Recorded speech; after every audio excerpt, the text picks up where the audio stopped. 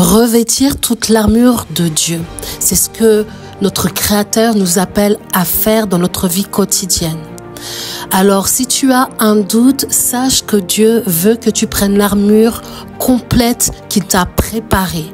Tu l'as compris maintenant, l'armure complète que Dieu te demande de revêtir se compose de la ceinture de vérité. On ne parle pas de la vérité du monde, on parle de la vérité de la parole de Dieu. Ce que Dieu te dit pour ta vie, ce que Dieu proclame pour ta vie. Il veut que tu sortes de la réalité de ce monde et que tu rentres dans la réalité du royaume. Aujourd'hui, on va voir la cuirasse de la justice.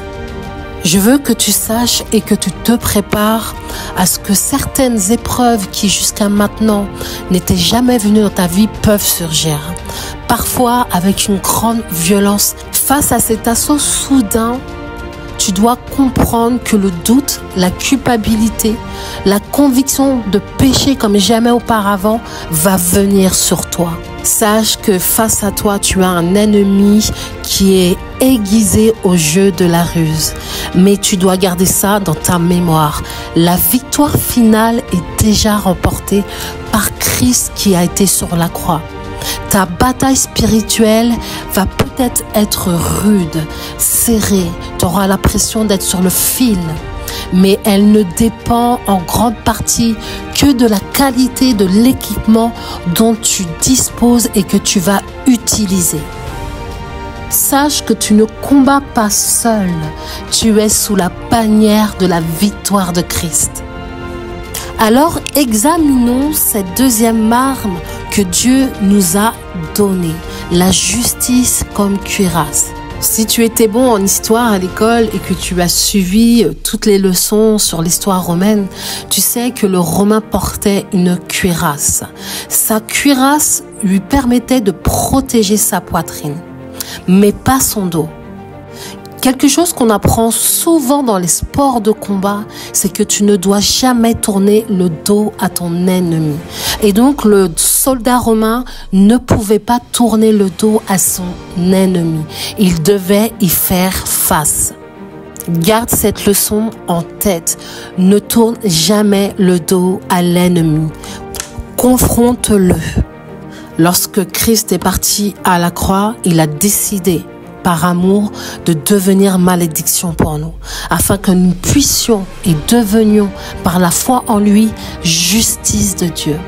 C'est une justice parfaite, sans faille, sans tache, une cuirasse qui nous protège des attaques du diable. Tu peux lui faire face avec assurance, comme David face à Goliath. Sa confiance était en Dieu. Elle n'était pas dans ses armes et encore moins dans son âge ou sa petitesse. Selon ses frères, tu as été gratuitement justifié par la foi en Jésus, juste au regard de Dieu et des habitants du ciel. Et le diable n'a aucun pouvoir. Il ne peut pas transpercer cette cuirasse. Aujourd'hui, tu es propre par le sang de Jésus et protégé par l'intercession du Seigneur. Tu dois demeurer dans la justice, la pratiquer et garder ta cuirasse en place. Tu te souviens, je t'ai parlé d'un lion rugissant. Il est là, il te guette, il rôde autour de toi.